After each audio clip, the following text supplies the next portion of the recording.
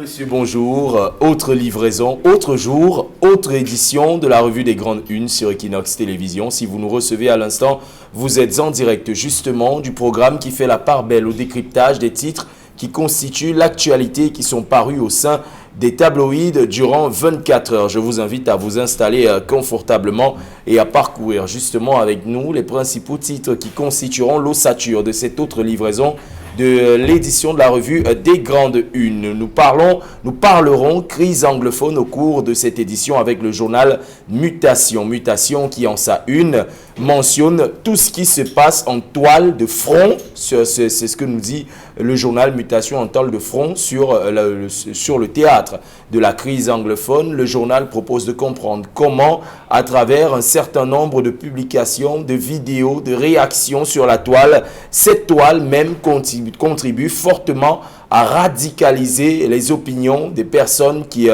contemplent ou alors qui suivent ces vidéos en ligne. C'est ce que nous dit le journal Mutation. Pendant ce temps, Le Jour nous propose de revenir sur les incidents qui ont eu lieu à Ekondotiti dans la région du sud-ouest Cameroun et nous dit Ekondotiti, au-delà de l'horreur, le bilan qui s'est encore alourdi, une autre personne décédée qui porte à 5 le nombre de morts de suite des attaques qui ont été perpétrées là-bas par des individus armés non identifiés. Et le journal qui fait le monitoring des morts qui sont comptés sur le théâtre de la crise anglophone depuis le déclenchement de ce conflit dans les régions du nord-ouest et du sud-ouest. Nous parlerons conseil régional, notamment le conseil régional de l'Ouest Cameroun avec le messager qui titre en sa une et pose une question. Le conseil régional de l'Ouest serait-il un grand malade? C'est du moins ce que tente de comprendre le messager à travers un communiqué qui a été mis sur pied par la députée UDC du Noun, l'honorable Tomaino Damjoya, qui décrit un certain nombre de dysfonctionnements du côté du Conseil régional de l'Ouest Cameroun, ce qui plombe le fonctionnement de cette institution de la région du soleil couchant. Nous en parlerons. Nous parlerons également de pandémie de coronavirus et le journal Éco-Santé qui parle du nouveau variant, le variant Omicron, le variant qui suscite des inquiétudes, c'est ce que nous dit le journal Éco-Santé, alors que ce même variant a été découvert du côté de l'Afrique du Sud et déjà répertorié dans plusieurs pays à travers le monde, notamment le Botswana, Hong Kong ou encore Israël et la Belgique. Des questions fusent de toutes parts et le ministre de la Santé publique qui monte au créneau et demande un renforcement sans autre forme de procès de la stratégie vaccinale et bien sûr une adhésion toute particulière à la stratégie vaccinale gouvernementale et un respect scrupuleux des mesures barrières. Cela suffira-t-il à stopper la propagation du virus et la propagation justement du variant Omicron au Cameroun? Nous en parlerons au cours de cette livraison de la revue des Grandes Unes. Voilà, mesdames et messieurs, les titres qui constitueront l'ossature de cette livraison de la revue des Grandes Unes. Et pour comprendre, commenter et bien sûr cerner toute l'actualité relative à ces principaux titres parus dans la presse ce matin, je reçois 2 journalistes, analystes qui vont décrypter et décortiquer pour vous les titres qui constituent l'ossature de cette édition de la revue des Grandes Unes. D'abord, à ma droite, il est journaliste pour le quotidien La Nouvelle Expression et justement, il va apporter son expertise pour vous permettre de comprendre de plus en plus facilement, de mieux en mieux les titres qui constituent l'actualité aujourd'hui. Hervé Villard-Ndjelé, bonjour et bienvenue. Bonjour Cédric, permettez-moi de dire bonjour à la communauté Bakonji et à tous les habitants de ce village. Le groupement Bakonji, c'est un village qui est situé à l'ouest Cameroun, dans le département du Ronka. Je profite de l'occasion pour dire bonjour à Sa Majesté Moumi Jérôme III, qui est le chef de ce grand village du département du Ronka. Ouais, justement, vous portez un vêtement relatif et relatif. Votre copanéliste en face de vous, celui qui vous fait face, est journaliste pour le quotidien Le Messager. Lui, c'est Rodrigue Tchokwara. Merci. Bonjour Rodrigue et merci d'être là. Bonjour Cédric Dine, bonjour à Hervé Villard-Ndjelé et bonjour à tous nos téléspectateurs en ce moment. Je vais faire comme mon copanéliste en disant un spécial bonjour à toutes les populations Bakassa. Bakassa, c'est dans l'arrondissement de Bana, département de Onkam, à l'ouest du Cameroun. Je dis bonjour à toutes ces populations ici au Cameroun et dans la diaspora, et plus spécialement à notre chef supérieur, Sa Majesté Emako Mathieu. Merci. Justement, les populations de la région du soleil couchant qui sont particulièrement le centre d'intérêt aujourd'hui. Messieurs, nous allons entrer dans le vif du sujet avec ces titres qui constituent justement, qui s'articulent autour de la crise anglophone, mutation, qui nous propose de comprendre ce qui se passe en toile de front, comment les publications sur les réseaux sociaux, les vidéos relatives à cette crise, justement, contribuent à radicaliser encore un peu plus ceux qui interviennent en premier plan sur le théâtre de la crise anglophone. Hervé Villard-Ndjelé, beaucoup de vidéos ont circulé, notamment sur les massacres des Kondotiti ou encore ceux de Ngarbou ou encore même ceux de Kumba. Beaucoup de personnes ont vu ces vidéos-là, ont vu ces photos, ont été choquées, montré leur indignation et aujourd'hui, nombre d'entre eux fustigent l'action gouvernementale et certains s'érigent même en défenseurs de la cause séparatiste. Est-ce que Internet ne serait pas finalement une arme à double tranchant? Déjà, il faut rappeler que la communication en général, la communication est une arme à double tranchant. Quand vous ne savez pas vous en servir, c'est plutôt l'effet contraire qui est produit. Pourtant, vous voulez produire plutôt un autre effet escompté. Et dans le cas de la guerre, il faut quand même rappeler que la communication est l'un des moyens qui est le plus mis en jeu pendant la guerre. Et l'usage des réseaux sociaux, d'Internet aujourd'hui, est un élément indispensable, utilisé à la fois par les deux parties en conflit, que ce soit les belligérants sécessionnistes, que ce soit les éléments de l'armée camerounaise. Et il faut quand même rappeler que la communication reste la meilleure arme, parce qu'en réalité, à côté de ce qui se passe sur le théâtre des opérations, où nous n'y sommes pas, où tout simplement les seuls acteurs sont parfois les victimes civiles, l'armée et les séparatistes, personne d'autre n'est témoin de ce qui se passe. Et donc, pour vous informer, pour permettre d'être au courant de ce qui se passe, on utilise le téléphone pour faire des images. Je me souviens de cette question qui était posée quand nous faisions des études en communication universitaire de Douala. C'était un ouvrage qui dit, est-ce que, le titre c'est, est-ce que les terroristes manipulent les médias? C'était une question qui était posée, qui est le titre de l'ouvrage que nous avons suffisamment épluché, comme pour démontrer que pendant que les actions sont posées par les terroristes, ils font l'effort de les filmer pour les montrer. Et ça fait les choux gras de la presse.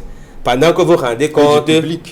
Bien sûr, pendant que vous rendez compte de ces faits-là, vous faites sans le savoir la communication autour de l'événement qui se passe. Et donc, on revendique que les actions qui sont posées, vous les rappelez, et sans le vouloir, vous faites leur promotion en quelque sorte. Et dans le cas de la crise anglophone, c'est ce qui se passe en fait.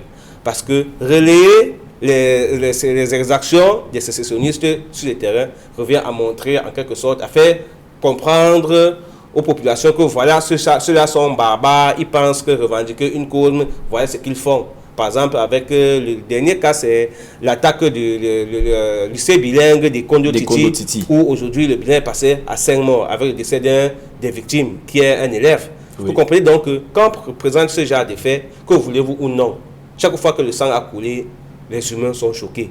Et les condamnations vont se faire à l'appel. C'est la même chose du côté des séparatistes, du côté des séparatistes, quand ils réussissent à vous présenter les exactions des éléments des forces de l'ordre, il y a également ces mêmes faits qui se reproduisent dans des condamnations et donc même de l'indignation. Il y a aussi qu'on développe des sentiments soit pour ou soit contre en fonction des images que nous avons reçues. En fait, on se fait manipuler sur le plan émotionnel en fonction des différentes images que nous recevons. Et c'est pourquoi les interprétations et les prises de position peuvent varier en fonction de ce que nous recevons comme élément d'information ou bien comme image venant de cette partie du Cameroun. Donc, le titre de mutation aujourd'hui est un titre assez évocateur, assez intéressant, mais qui rappelle également qui remet au centre la communication en temps de guerre. Et c'est une arme, en fait, utilisée par les deux parties, les belligérants ou les forces de l'ordre. Oui, justement, Rodrigue Tchokora, au milieu de cette guerre des nouveaux médias sociaux, on a les médias classiques, les journalistes, qui aujourd'hui je vais juste paraphraser. Quelqu'un m'a dit, vous êtes journaliste aujourd'hui, vous servez encore à quoi? Un type avec un smartphone et une bonne connexion Internet devient aujourd'hui journaliste. Beaucoup de personnes sur la toile relaient même des images sans comprendre l'impact que ces images peuvent avoir sur l'opinion publique. Et c'est justement ce que Mutation ressort aujourd'hui. Le gouvernement, est-ce que le gouvernement n'est pas responsable de cela en occultant un certain nombre d'informations aux journalistes qui ont le devoir de rendre compte au-delà de tout? Effectivement, les médias sociaux font leur travail de divulguer les informations et même des images atroces à tort et à travers. Mais en ce qui nous concerne, nous, journalistes, c'est en ce moment que la responsabilité du journaliste commence, de savoir comment rendre compte de ces faits qui se déroulent sur le théâtre de la guerre. Oui. Par exemple, vous, dans les télévisions, vous ne pouvez pas diffuser des images n'importe comment, des images de sang. Il y a des âmes sensibles qui regardent cela. Il y a des informations censées être des informations top secret pour l'armée. Secret défense. Secret défense que les journalistes ne peuvent pas rendre compte. Maintenant, sur la toile, ce qui se fait sur la toile, c'est de bonne guerre. Hervé Villard l'a dit et vous avez constaté des séparatistes qui publient des informations de leur victoire, de leur façon. C'est-à-dire que lorsqu'ils ont réussi à tuer un militaire, ils ont envie de publier ça, de rendre compte. Disons que en ce qui concerne la communication de façon générale, il y a ce que font les groupes armés, mais il y a aussi la responsabilité du gouvernement. Parce que, voyez-vous, en même temps, si nous ne sommes pas au courant de l'ampleur de la guerre, l'ampleur des affres sur le terrain, voyez-vous, on va sembler croire que peut-être qu'il n'existe plus de guerre là-bas, mais au moins ces informations nous permettent de faire une sorte de tamis et de savoir ce qu'il est bon de dire, ce qui n'est pas bon de raconter. Mais justement, les médias sociaux ne font pas ce distinguo-là. Absolument pas. Et généralement, les gens mettent tout et n'importe quoi. Comment on en arrive là alors qu'il existe une loi sur la cybercriminalité? Comment retracer ces individus qui aujourd'hui, à travers leurs images, contribuent à radicaliser encore un peu plus l'opinion? Là encore, cela est de la responsabilité du gouvernement et ils ont des instruments en main, des institutions qui sont chargées justement de traquer la cybercriminalité. Il y a l'Agence nationale d'antique qui existe. Il y a des services. Il y a les services de la communication dans les ministères qui sont là pour essayer de traquer. En fait, et c'est là où l'on sent le pouvoir d'un État dans le renseignement. C'est savoir traquer jusqu'au dernier retranchement les individus qui se livrent à ce genre d'actes. Et justement, Hervé Villard-Ndjelé, aujourd'hui, Rodrigue parle du véritable pouvoir de l'État. Il n'y a pas eu de mesures fortes. Je prends juste à témoin la dernière sortie du ministre de la Communication sur les vidéos obscènes qui circulent sur la toile aujourd'hui. On n'assiste plus qu'à un État réactionnaire qui aujourd'hui est incapable d'anticiper ce qui se passe sur la toile. Est-ce que les réseaux sociaux sont aujourd'hui plus forts que les pouvoirs publics? Non, les réseaux sociaux ne sont pas plus forts que les pouvoirs publics. Moi, je pense plutôt qu'il y a une forme de laxisme, ou du moins, il n'y a pas encore une organisation mise sur pied de manière formelle pour pouvoir faire ce travail. Et je pense que le gouvernement peut être encore dans l'étape de réflexion. Moi, je pense. Parce qu'en fait, pourtant, les choses vont extrêmement vite sur la toile. Ça va trop vite. Et je vous rappelle ici que ce sont de bonnes guerres. Vous voyez que pendant que nous nous battons actuellement, enfin, du moins, le gouvernement a plutôt travaillé pour la sécurisation du territoire. Il y a qu'il faudrait également débourser d'énormes énergies encore pour regarder ce côté-là. Peut-être sur l'échelle des urgences. Ça ne fait pas partie des... N'empêche qu'il y a une sécurité des frontières physiques, mais il y a aussi des frontières numériques. On est d'accord. Soit je vais dire que peut-être que sur l'échelle des urgences, il y a que parmi les problèmes les plus cruciaux à résoudre à l'instant T, c'est d'abord de pacifier les zones et peut-être après viendra le moment où on pensera à punir. Sauf que, vous vous souvenez que pendant que cette crise a commencé, il y avait quand même un knockdown dans la zone anglophone. On avait coupé Internet. Et vous vous souvenez effectivement que c'était un viol des droits de la communication. Et pendant 3 mois, parce qu'on ne voulait pas que ce type d'image que nous recevons aujourd'hui puisse piluler. Oui, on se rappelle que des acteurs de la société civile sont montés au créneau. Exactement, parce qu'il fallait dénoncer, c'était un viol. On n'avait pas parlé de liberté d'expression et de communication chez nous. Ces libertés sont encadrées. Et je pense que les lois réglementent tout cela. Et en fonction de ce qu'on a violé, une quelconque loi, on devrait être puni. Mais maintenant, la question est de savoir, est-ce qu'au moment où nous parlons, le gouvernement a la possibilité de mettre la main sur ces personnes qui le font? Vous, par exemple, vous n'êtes que la 10e ou la 15e personne qui partage ces images que vous avez reçues. Mais l'auteur de l'image... Comment remonter le profil? L'auteur de l'image se trouve dans une zone anglophone aujourd'hui en crise où on ne peut pas accéder de manière facile. Parce que toi, il est terré parmi les terroristes qui pendant qu'ils commettent les exactions, les filment. Vous avez vu la dernière fois, quand on a attaqué un convoi militaire avec 10 hommes armés, qu'on a tué et déshabillé. En fait, les images, ça ne faut même pas la peine de faire la description parce que c'était horrible à voir. Et quand on le filme, vous voyez donc que ces gens sont au milieu de ces séparatistes. C'est à ce moment qu'ils tournent ce film pour l'envoyer. Pourquoi ils le font? Parce que ce sont de bonnes guerres.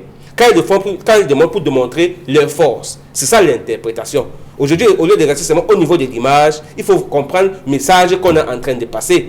Parce qu'en vous dit, vous pensez que vous allez tuer 10, 100 d'entre nous, mais dès qu'on aura tué un d'entre vous, vous souffrez plus que nous parce que, en fait, la manière de les assassiner est très horrible. Il faut quand même rappeler que l'armée n'est pas exclue dans ce genre de choses. Vous vous souvenez que chaque fois qu'on a abattu un général des sécessionnistes, du moins, un séparatiste présenté comme général, on a traîné son corps sur la place publique et on l'a filmé, on l'a relayé aussi. Malgré le fait que le ministère de la Défense avait sorti des mesures, avait interdit aux éléments des forces de l'ordre de porter avec eux des téléphones Android pour filmer des scènes pendant leur oui, mais justement, on se met un peu à la place de quelqu'un qui a vu ses frères d'armes tomber et qui aujourd'hui veut rendre la monnaie de la pièce. Je veux juste rappeler les éléments, de radicalisation. L'ensemble des mesures prises par le gouvernement pour empêcher que ce genre d'image n'arrive ici, du moins dans les zones pas en conflit. Vous vous souvenez qu'il y a des mesures ministérielles qui ont été prises, notamment par le ministère de la Défense, pour empêcher aux éléments, aux soldats de pouvoir filmer les scènes de guerre. Oui. Mais ça n'empêche que les images arrivent jusqu'ici parce qu'ils réussissent à le faire. Après Ngarbou, je suis sûr qu'après les événements de Ngarbou, comment on appelle ça, le communiqué du ministre était sorti dans ce sens-là, oui. Et bien avant. Et même, vous vous souvenez qu'effectivement, il y avait des fuites au niveau des prises. Chaque fois qu'une décision devait être prise ou bien quel document, il y avait des fuites des documents administratifs qui fuitaient. Et que le Premier ministre a pris une mesure dans ce sens-là pour dire, monsieur, on ne voulait plus ce genre de choses. Et là, sur ce point, vous voyez que le gouvernement, lui aussi, a sa part des responsabilités. Exactement, nous sommes... des informations sur les réseaux sociaux. Nous sommes... Ces documents qui fuitent chaque jour. Voilà. Et puis, c'est bien par vous le avez biais vu de que quelqu'un. le secrétaire adjoint à la présidence de la République, Oswald Baboké, a fait une sortie là-dessus pour dénoncer. Donc vous voyez que c'est organisé. Et c'est bien organisé et en fonction de l'intérêt, en fonction de ce que l'on veut faire partager au public et créer une forme d'émotion. C'est une forme de guerre. Je rappelle sur ce plateau qu'en guerre, la communication est un élément de guerre. C'est même le premier élément. C'est même l'un des premiers éléments. C'est le premier élément de guerre. Parce qu'aujourd'hui, je vais prendre un exemple des États-Unis qui se passe pour les gendarmes du monde. Mais la première guerre gagnée par les Américains, c'est la guerre psychologique. Parce que c'est à ce niveau que la guerre se passe. Et pour gagner la guerre psychologique, il faut avoir l'arsenal, le produit, les éléments sur le plan de la communication que vous allez faire admettre aux autres. Parce que quand vous interprétez ces images qui arrivent chez nous, prenons seulement les images des sécessionnistes qui finissent après avoir attaqué un convoi militaire, vous prenez les images, le message c'est quoi? Monsieur, arrêtez, ne revenez plus. Si vous revenez, on va vous traiter comme de traiter vos camarades d'armes. Du côté de l'armée, interpréter les mêmes images. Quand on a fini de tuer les généraux, on vient présenter au public. Ok, continuez. On va vous tuer, on va vous présenter comme ceci. C'est comme ça que c'est interprété. Donc, vous voyez que sur le plan de la psychologie, voilà les éléments, voilà à ce niveau que jouent ces images que nous recevons. Maintenant, de ce côté, est-ce que c'est pur? Est-ce que c'est bon?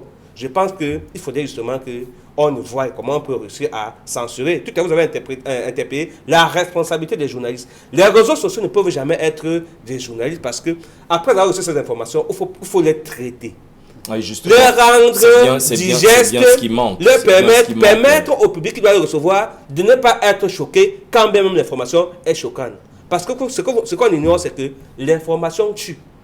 À la vue d'une seule image, vous pouvez piquer une crise cardiaque.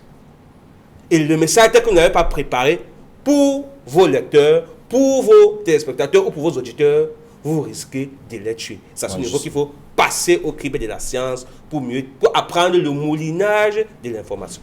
Oui, ces informations qui peuvent tuer, en attendant ces informations qui radicalisent sur le théâtre d'une crise anglophone qui continue de s'enliser. Messieurs, nous allons sortir de ce sujet et prendre le titre du Messager de ce matin, le Messager qui s'intéresse à ce qui se passe du côté du Conseil régional du Soleil couchant dans l'Ouest Cameroun où l'honorable Tomaino Damjoya dénonce un certain nombre de dysfonctionnements qui plombent l'implémentation du travail de façon efficiente du Conseil régional qui a été déjà mis en place depuis un peu plus d'1 an, mais qui malheureusement tarde encore à se déployer dans l'ensemble de la région de l'Ouest Cameroun. Rodrigue Chokoa, vous avez pris connaissance de cette actualité aujourd'hui.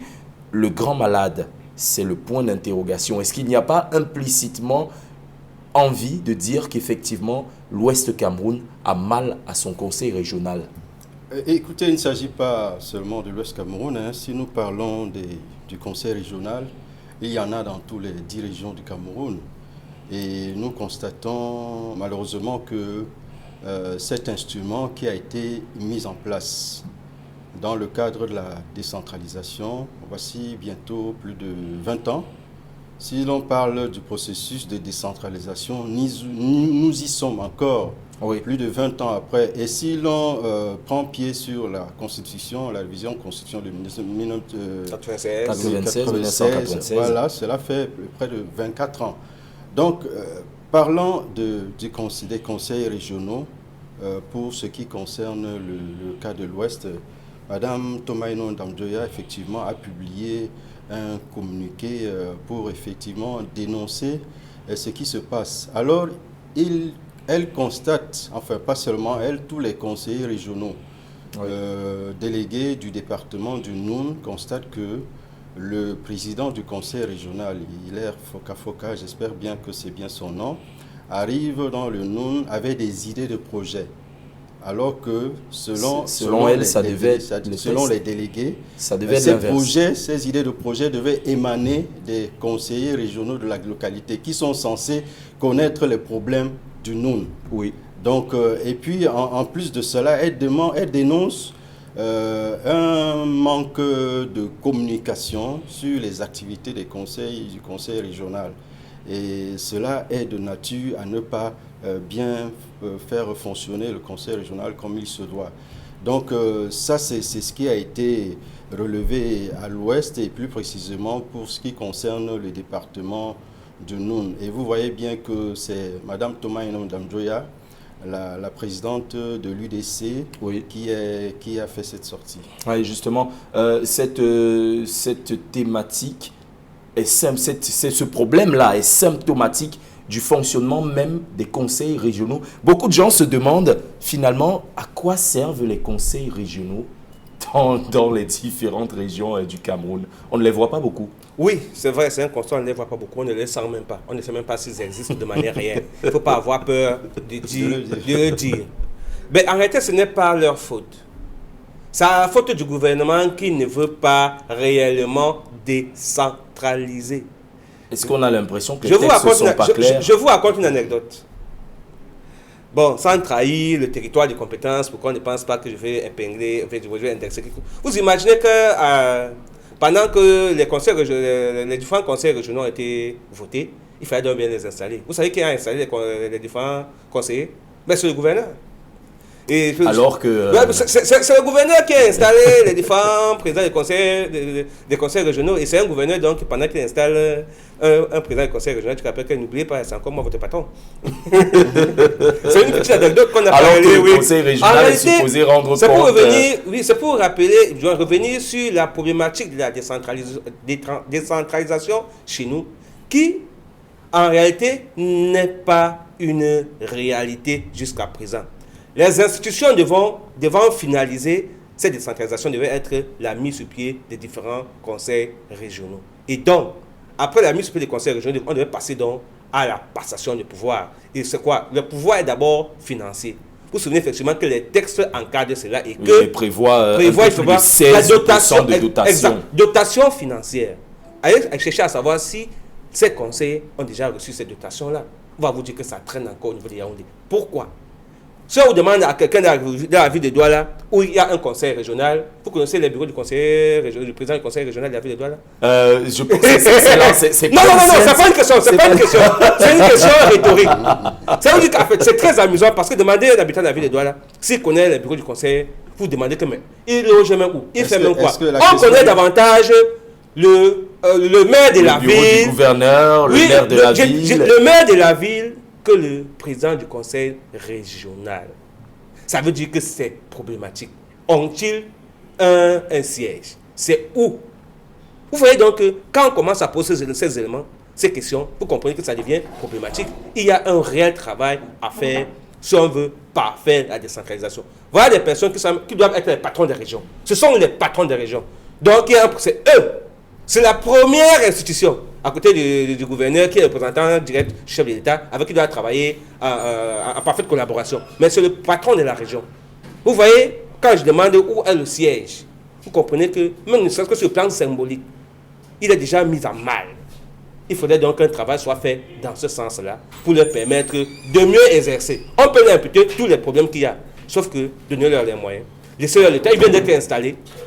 Apprécions tout avant. Laissons le temps de s'installer, après nous apprécions le maçon au pied du mur.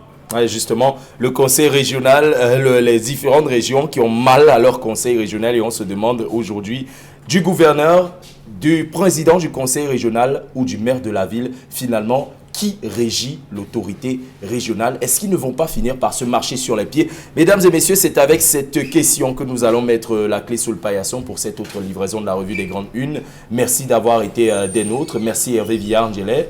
C'était un plaisir d'être à nouveau là ce matin. Merci également Rodrigue Chokoa. Merci Cédredine et merci à nos chers téléspectateurs de nous avoir suivis. Justement, mesdames et messieurs, faites un tour du côté des kiosques pour vous enquérir de plus en plus d'informations. Les programmes se poursuivent sur Equinox Télévision.